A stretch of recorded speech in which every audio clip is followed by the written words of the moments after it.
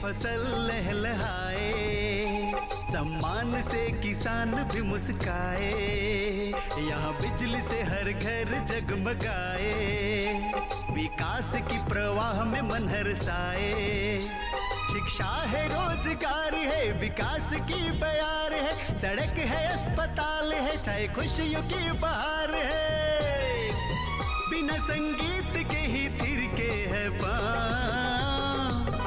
है स्वर्ग से सुंदर गाँव गिरा, सुखी संपन्न है अपना गाँव गिरा, है स्वर्ग से सुंदर गाँव गिरा, सुखी संपन्न है अपना गाँव गिरा।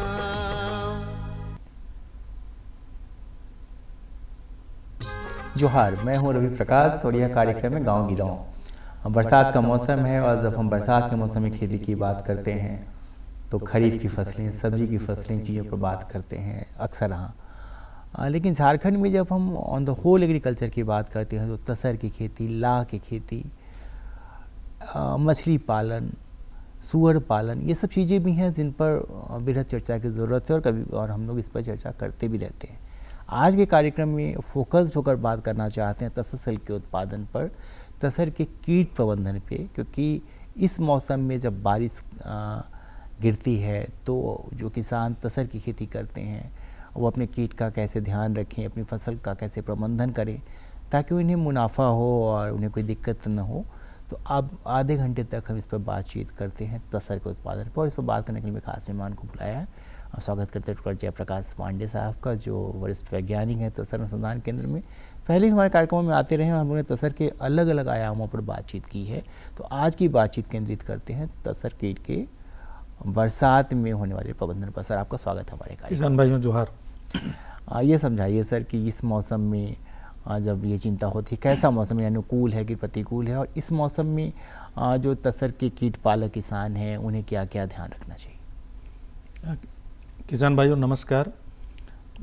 जैसा कि आप जानते हैं कि तसर का कीट पालन बरसात के मौसम में करना काफ़ी अच्छा होता है। बरसात भी होती रहे, साथ साथ आप कीट पालन का कार्य भी करते रहें।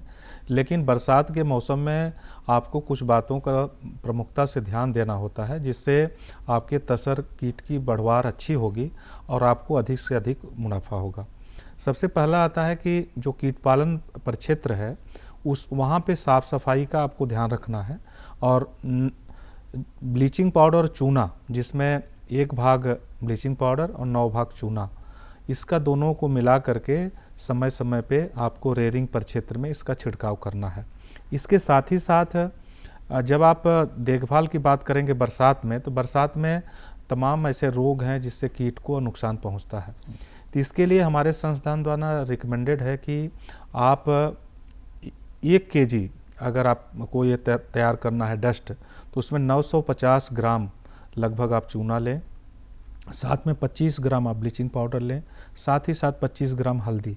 इसको ले करके जिस समय आप कीट का स्थानांतरण कर रहे हैं, एक स्थान से दूसरे, एक पौधे से दूसरे पौधे पे ले जा रहे हैं, क्योंकि इसका कीट पालन आउटडोर होता है, उस दौरान आप क्या करें कि कीट का हस्तांतरण करते समय आप उसके पाउडर को आप कीट के ऊपर छिड़कें। इससे लाभ क्या होगा कि जो भी वायरस जनित जो रोग होते हैं, बैक्टीरिया जनित जो रोग होते हैं, साथ ही साथ एक पेब्रिन रोग होता है, उसमें भी काफ़ी हद तक आप उससे बचाव कर सकते हैं। तो इन रोगों के न हो इसके लिए क्या उपाय करना चाहिए? जब हो जाता है तो फिर उसके बाद के क्या उपाय? ये रोग हो न, इसके लिए सबसे इसकी तैयारी तो आपको, जब अंडा आप लेते हैं, आप कीट पालन के लिए जो अंडा लेते हैं, जैसे किसान भाई इस समय रेयरिंग का कार्य प्रारंभ कर चुके हैं, द्वितीय क्रॉप का कार्य प्रारंभ होगा सितंबर महीने में। तो आप ये ध्यान रखें कि जब भी आप अंडा लेने जाएं, क्योंकि सीड ही पूरा आपका तसर का उत्पादन 60% इस पर निर्भर करता है कि आप कितनी अच्छी गुणवत्ता का सीड लिए हैं। अगर आपने जहाँ से सीड लाया, अंडे जहाँ से ला रहे हैं तसर के, वो अच्छे गुणवत्ता के हैं, तो उसमें प्रायः देखा जाता है कि जो मादा तितली होती है, मादा माथ होती है, उसमें एक बीमारी होती है जिसको कहते हैं पेब्रिन। तो हम हर माथ को, हर तितली को अंडा देने के बाद उसकी माथ को हम सूक्ष्मदर्शी में उसकी जांच करते हैं। अगर उसमें वो पेब्रिन नामक बीमारी है जो कि माइक्रोस्कोप में किसान भाई आसानी से अपने से भी देख सकते हैं। जो नॉर्मल माइक्रोस्कोप होता है उनको अपने घरों में रख करके, उसमें क्या होता है कि चावल के छोटे के दाने के तरह का एक कण दिखाई पड़ता है, जिससे हम जान लेते हैं कि इसमें पेब्रिन नामक बीमारी है। तो वैसे बीमारी ग्रस्त कीट के अंडे को कदापि आप अपने कीट पालन परिक्षेत्र में नहीं ले जाएं, क्योंकि वह बीमारी ग्रस्त अगर कीट से हुए अंडे हुए हैं तो संभावना यह है कि उनके अंडों में भी वो बीमारी फैल जाएगी और उसके थ्रू आपका कीट पालन परिक्षेत्र में प्रभावित होगा। तो ये बात रही कि आप अगर कीट पालन स्थल पे आप बचाव चाहते हैं तो सबसे पहले उसकी तैयारी अंडे से करना पड़ेगा।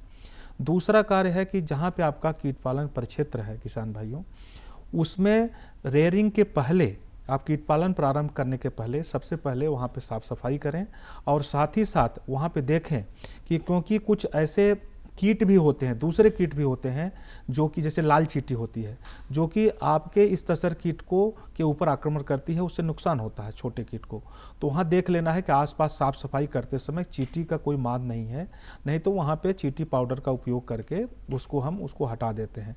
तीसरा है कि जिस पौधे में हम कीट पालन कर रहे हैं वहाँ पे एक टेप लगा करके उसके जड़ में, और टेप लगाने के बाद वहाँ पे ग्रीस लगा दें, जिससे ऐसे हानिकारक कीट उस पर चढ़ नहीं पाएंगे और किसान भाइयों को नुकसान नहीं होगा। तो तीसरा है कि समय समय पे ब्लीचिंग पाउडर, कीट पालन का ब्लीचिंग पाउडर चूना का छिड़काव प्रक्षेत्र में करें, तो इससे किसान भाइयों को काफ़ी हद तक बीमारी से लाभ मिलेगा। साथ ही साथ हमारे संस्थान द्वारा किसान भाइयों 2 ऐसी दवा है, एक जीवन सुधा है और दूसरा ELSM जिसको लीफ सरफेस माइक्रोब्स करते हैं, उसका भी छिड़काव आपको कीट के द्वितीय एवं तृतीय अवस्था में आपके पौधे पे प्लस कीट के ऊपर करना है, जिससे काफ़ी हद तक विषाणु जनित जो रोग हैं उनमें काफ़ी हद तक कमी आती है। तो 2 तरह के रोग होते हैं, विषाणु जनित और फिर बैक्टीरिया वाले रोग। तो और कौन सी बीमारियां हैं इसके अलावा? इसमें एक पेब्रिन की बीमारी होती है, पेब्रिन विषाणु द्वारा जनित एक रोग होता है जो आपने बताया, और तीसरा बैक्टीरिया के द्वारा जनित रोग होता है। तो ये जीवन सुधा और ELSM जो है एक ऐसा है, ELSM जो है एक प्राकृतिक पदार्थों से, ये आपका जीवन सुधा प्राकृतिक पदार्थों से मिला हुआ एक तत्व बना हुआ है, जिसमें भूमि आंवला, चिरैता, ये सब चीज़ें हैं, जिससे क्या होता है कि कीट का इम्यून सिस्टम काफ़ी मजबूत होता है और कीट उस पत्ती को खाता है जहाँ पे उसका छिड़काव हुआ है, तो बीमारी फैलने की संभावना कम होती है। दूसरा है जो ELSM है, जैसे हम लीफ सरफेस माइक्रोब्स कहते हैं, यह जो है एक ऐसा बैक्टीरिया है जो कि तसर कीट के इम्यूनिटी को बढ़ाता है। तो ऐसे बैक्टीरिया का छिड़काव उसके पत्ती पे कीट के ऊपर करने से वह कीट काफ़ी मजबूत होता है और वह उसकी इम्यूनिटी ज़्यादा होने से उसको नुकसान ऐसे बीमारियों से कम होता है। एक तरह से समझिए एक इनडायरेक्ट वैक्सीनेशन है, एक तरीके का वैक्सीनेशन है। ये जो तसर अनुसंधान केंद्र है रांची के पास, इसके उपनगरीय इलाके में 1964 में ये भारत की सरकार ने यहाँ पे खोला था और इसके 9 केंद्र हैं पूरे देश में। तो एक बड़ा रिसर्च सेंटर है और हम लोगों ने सुना, आपने बताया भी पहले हमें कि आपकी अपनी फार्मिंग का भी बहुत बड़ा एरिया है, शायद 65 एकड़ में आप फार्मिंग करते हैं।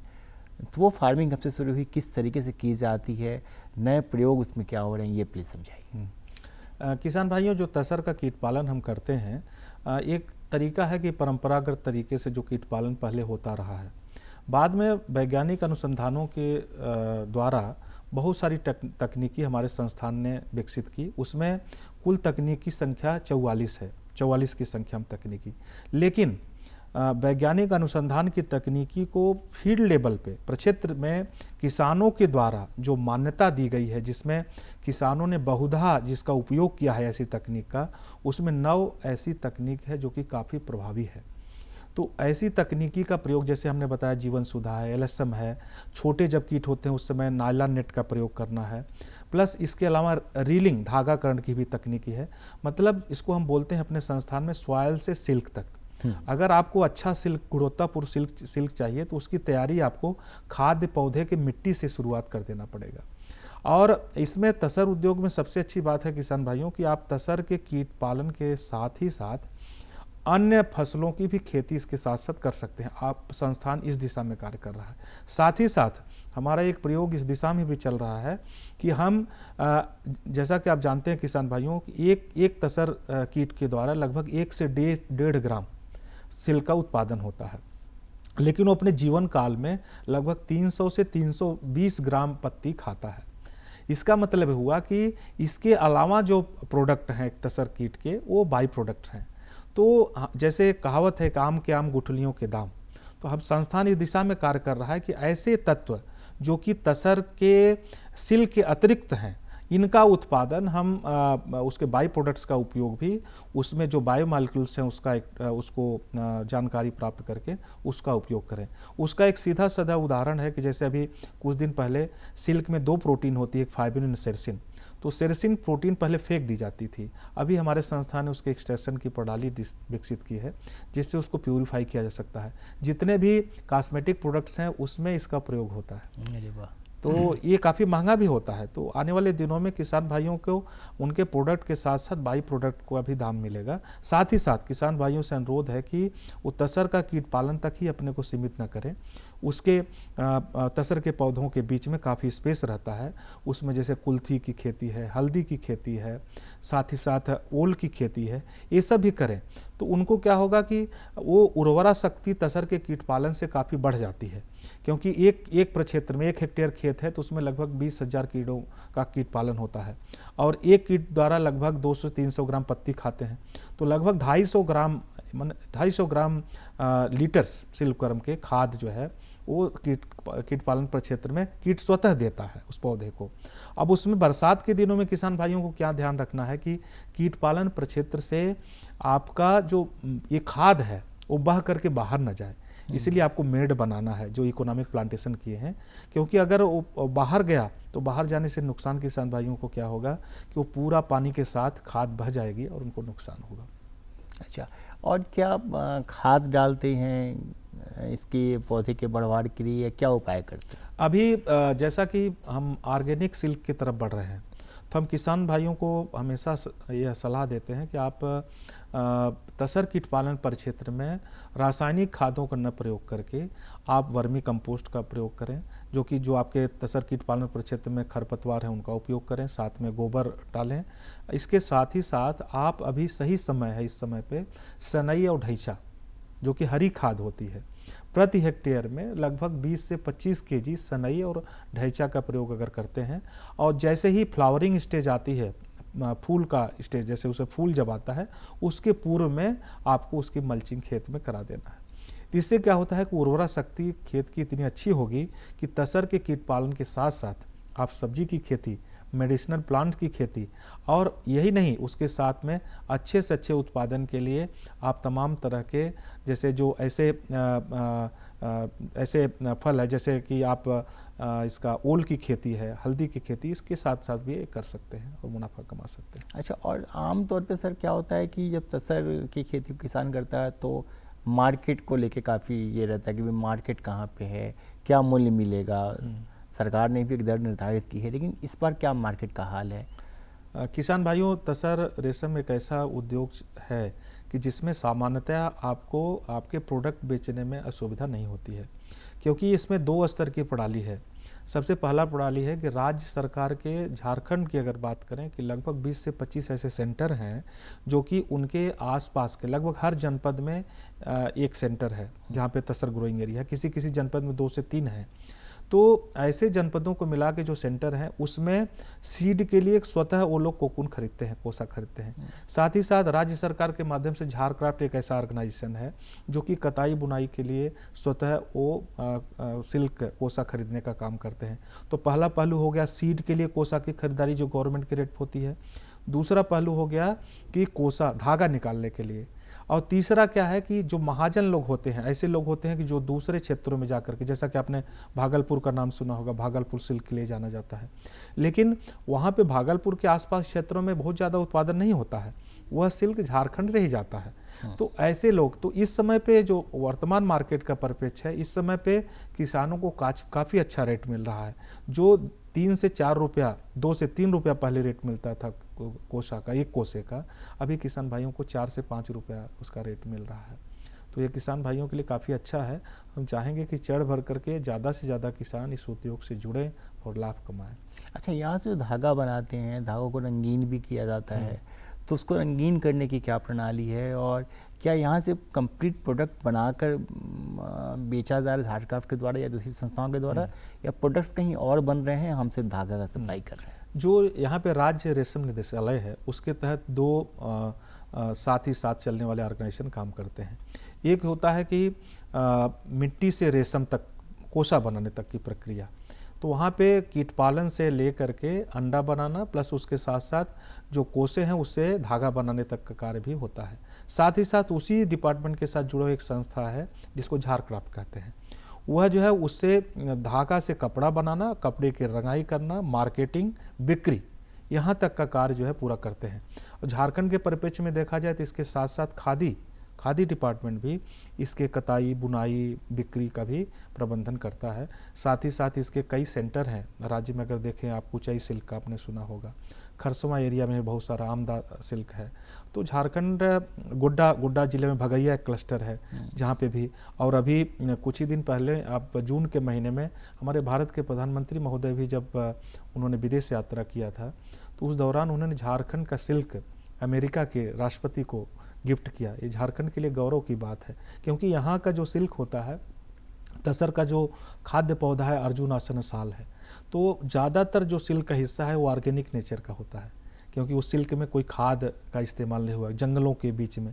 और झारखंड के लिए सबसे अच्छी बात है कि यहाँ की जलवायु तसर कीट पालन के लिए सर्वोत्तम है, और यही तसर का उद्गम स्थल है, ऐसा माना जाता है कि तसर का जो रेस है, जो कि जिसको हम रूलिंग वैरायटी कहते हैं, डाबा, वो यहीं से पूरे देश के विभिन्न भागों में फैला।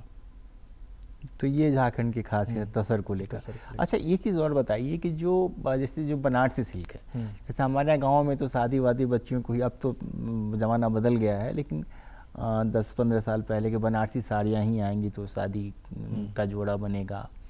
और साउथ सिल्क की साड़ियाँ जो हैं वो भी औरतों को काफ़ी प्रभावित करती थी, वो ख़रीदना चाहती थी, आज भी उसकी बिक्री होती है। कांजीवरम सिल्क और सब कुछ जो दूसरे सिल्क हैं, जो भारत में दूसरे राज्यों में उत्पादन जिनका हो रहा है, और जो उत्पादन अपने यहाँ झारखंड में हो रहा है, खासकर तसर का, इन दोनों में मतलब सिल्क्स में क्या फ़र्क है, और अपना तसर जो है वो कैसे डिफरेंट है? जैसा भारत एकमात्र ऐसा देश है कि जहाँ पे 4 प्रकार के सिल्क पाए जाते हैं। उसमें एक है मलबरी, जो कि मलबरी के पौधे पे होता है। दूसरा आपका होता है तसर, जो कि झारखंड और पठारी इलाके और जंगलों के आसपास पॉपुलेशन के बीच में होती है। तीसरा मूंगा होता है, मूंगा सिल्क, जो कि कहा जाता है गोल्डन सिल्क, सबसे महंगा सिल्क के रूप में जाना जाता है, लेकिन उसका उत्पादन बहुत कम है। और चौथा है इरी सिल्क। तो जो साउथ में जो प्रोडक्शन होता है मुख्यतया वह मलबरी सिल्क का प्रोडक्शन होता है। बनारस में भी बहुतायत आपको मलबरी सिल्क पाया जाता है। तसर की प्रोडक्शन के लिए सबसे ज़्यादा पूरे देश में जितना प्रोडक्शन होता है, लगभग 1318 मीट्रिक टन प्रोडक्शन पूरे देश में होता है तसर का। उसमें आप देखेंगे तो लगभग 830 मीट्रिक टन के लगभग प्रोडक्शन झारखंड से होता है। तो तसर एक ऐसा प्रोडक्ट है तसर रेशम का कि जो और सिल्क से अलग है। आप देखें बंडी के लिए, बंडी जो होती है सिल्क साड़ियाँ, इसमें अलग फील होती है। साथ ही साथ इसमें खासियत है कि गर्मी के दिनों में ठंडा रहता है और ठंडी के दिनों में गर्म रहता है। दूसरा है कि अभी बरसात का मौसम चल रहा है, इसके वस्त्रों की देखभाल भी करनी होती है। आप देखिए कि जब बरसात में गर्मी का मौसम होता है, उस समय पे ह्यूमिडिटी जब बढ़ती है, उस दौरान तसर सिल्क में लगभग 30% मॉइस्चर एब्जॉर्ब करने की कैपेसिटी होती है। मतलब अगर 1 kg का सिल्क का कोई कपड़ा है तो उसका वजन 250 ग्राम और बढ़ सकता है। तो 250-300 ग्राम वजन बढ़ सकता है, इतना वाटर एब्जॉर्ब कर सकता है। तो तसर की एक खासियत है कि, और चौथा सबसे महत्वपूर्ण बताया आपके कि ऑर्गेनिक नेचर है इसका। अगर कहीं पे खाद का प्रयोग नहीं किया गया है तो निश्चित रूप से तसर को अपना नायाब बनाता है, और इसीलिए तसर सिल्क मलबरी सिल्क से महंगा है। तसर सिल्क का जो कपड़ा है, चाहे उसका धागा है, मलबरी सिल्क से महंगा है। अच्छा, और जैसे हम रंग पे भी एक सवाल आपसे लेंगे कि कैसे रंगते हैं तसर के धागों को, जो धागा यहाँ पे बनाते हैं। लेकिन उससे पहले हम ये समझना चाहते हैं कि जो तसर की खेती, जो प्लांटेशन होता है, वो एक बार किसान पौधे को लगाता है तो वो कितने सालों तक उससे उत्पादन ले सकता है, कैसे उसकी देखरेख होती है, कितने दिनों में बढ़ जाता है, क्या कुछ करना होता है? किसान भाइयों, जैसा आप जानते हैं कि जब आप तसर की खेती करते हैं तो आपका दो बहुत ही महत्वपूर्ण बिंदु है। सबसे पहला क्या है कि तसर का जो पौधा है, खाद्य पौधा अर्जुन आसन, इसको आप ऐसी भूमि पे लगा सकते हैं जिसका भूमि का उपयोग आप खेती के लिए नहीं कर रहे हैं, तो आपकी बंजर भूमि का उपयोग होगा और वह कुछ दिनों तक आपका कीट पालन करते करते वो बंजर भूमि वह सदुपयोग की योग्य हो जाएगी, क्योंकि तसर सिलिकॉन लीटर्स वहाँ गिर रहा है, वहाँ खाद्य इतने आ रहे हैं। तीसरा सबसे महत्वपूर्ण कारण है कि तसर का खाद्य पौधा जब आप कीट पालन प्रक्षेत्र में कीट पालन प्रारंभ करते हैं तो उससे आपके जिस दिन से आपने खाद्य पौधा लगाया उससे चौथे साल में आपका तसर का कीट पालन प्रारंभ कर सकते हैं। निश्चित रूप से ये 4 साल का समय एक अच्छा खासा समय है किसान के इंतजार के लिए। लेकिन किसान भाइयों, आप जानते हैं कि आप एक ऐसा कार्य करने जा रहे हैं कि 1 शताब्दी तक, लगभग 1 शताब्दी तक अगर आप पौधे की देखभाल अच्छे से करते हैं तो लगभग 100 साल तक उस तसर खाद्य पौधे पे कीट पालन करके आप रेशम का कीट पालन का कार्य कर सकते हैं। इसका उदाहरण हमारा संस्थान है। 1964 में 65 में जो प्लांटेशन किए गए थे वो आज भी फ्लोरिश कर रहे हैं। उस पर कीट पालन का काफ़ी व्यापक पैमाने पर हो रहा है और हर साल उसको हम कीट पालन के उपयोग में ला रहे हैं। तो साथ ही साथ अब आपको किसान भाइयों को कीट पालन तक सीमित नहीं रहना है, आप इवन फूल की भी खेती कर सकते हैं, गुलाब की खेती कर सकते हैं, आप मेडिसिनल प्लांट की खेती कर सकते हैं, क्योंकि शुरू के जो 3-4 साल हैं उसमें अगर आपने देखभाल अच्छे से कर लिया, पौधे बड़े हो गए, तो अगर आगे आने वाले 100 सालों तक आप उसका उपयोग आसानी से कर सकते हैं। यह नायाब है, क्योंकि और में जैसे आपने मलबरी में लगाया, कोई पौधा लगाया तो 4 साल के बाद फिर आपका वो पौधा आपको पुनः पौधे का रोपण करना है।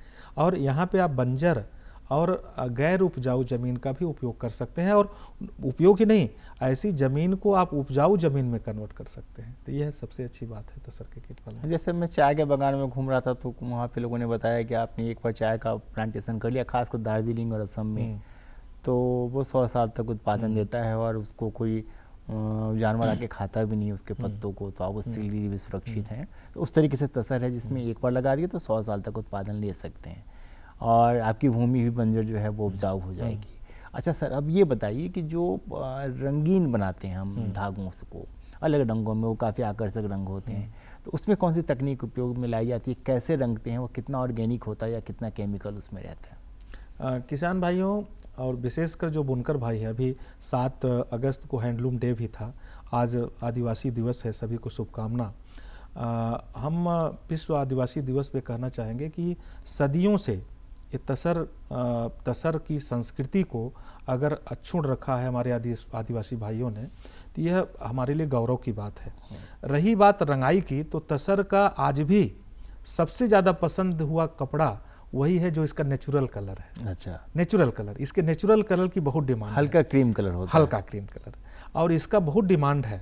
इसका बहुत मेटेलिक कलर भी, हल्का मेटेलिक कलर भी रहता है आयरन के, लोहे के, तो इसका बहुत डिमांड है तसर के कपड़े का। लेकिन जहाँ रंगने की बात आई तो हम किसान भाइयों को सजेस्ट करते हैं कि जैसे पलास एक ऐसा पौधा है जो बहुत आयत पाया जाता है झारखंड में, पलास के फूलों से भी इसको रंगा जा सकता है, पलास की डाई का उपयोग करके हमारे यहाँ तकनीक है। साथ ही साथ हल्दी से भी इसको रंगा जा सकता है। साथ ही लाख एक ऐसा है जो कि झारखंड में बहुतायत पाया जाता है, लैक डाई से भी इसको रंगा जा सकता है।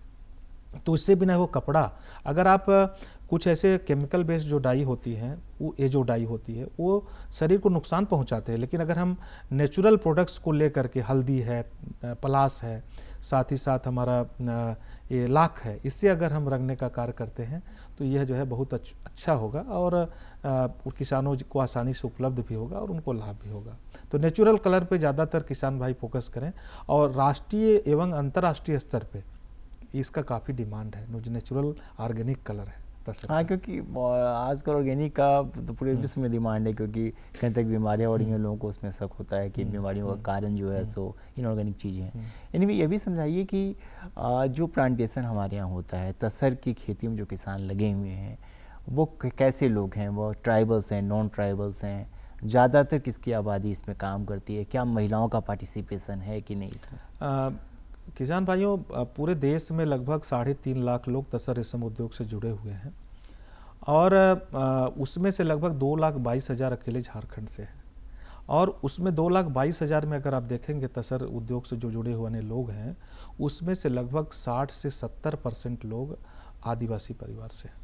और उन परिवारों में 60 से 70% परिवारों में महिलाओं की संख्या, महिलाओं के लिए एक बहुत ही अच्छा रोज़गार है। उसका कारण क्या है कि जो जैसे बरसात का समय है, इस समय कीट पालन का कार्य चल रहा है, बाहर देखभाल का कार्य हमारे बड़े बुजुर्ग कर रहे हैं, उनके परिवार के अन्य सदस्य कर रहे हैं। साथ ही साथ घरों के अंदर आप रीलिंग का भी कार्य कर सकते हैं। और रीलिंग मशीनें इस तरह की हैं कि आप घर के सब कार्य करते हुए भी आप जब मौका पाएं उस समय रीलिंग का कार्य कर सकें अपने घरों के अंदर। और वो मशीनें सुदूरवर्ती अंचलों में बिना बिजली के चलने वाली मशीनें हैं, जिसको सोलर आधारित मशीन बनाई गई है। और एक बहुत महत्वपूर्ण बात बता दें किसान भाइयों को कि उसमें 80% सब्सिडी उस मशीन पे हमारा भारत सरकार देती है, 10% राज्य सरकार देती है, केवल 10% किसान भाइयों को देना है जो बुनकर से। ये ट्राइबल्स नॉन ट्राइबल्स दोनों के लिए? सभी के लिए, सभी के लिए। जो लोग भी इस स्कीम का लाभ उठाना चाहते हैं वो राज्य सरकार के माध्यम से इसको उठा सकते हैं। हमारा भारत सरकार उसमें 80%, 10% राज्य सरकार और 10% बेनिफिट। और ये मशीन का दाम भी ज़्यादा नहीं है, हाँ, वही 10 से 15,000 है। मतलब जो 15,000 की मशीन है आप 1500 में पा सकते हैं।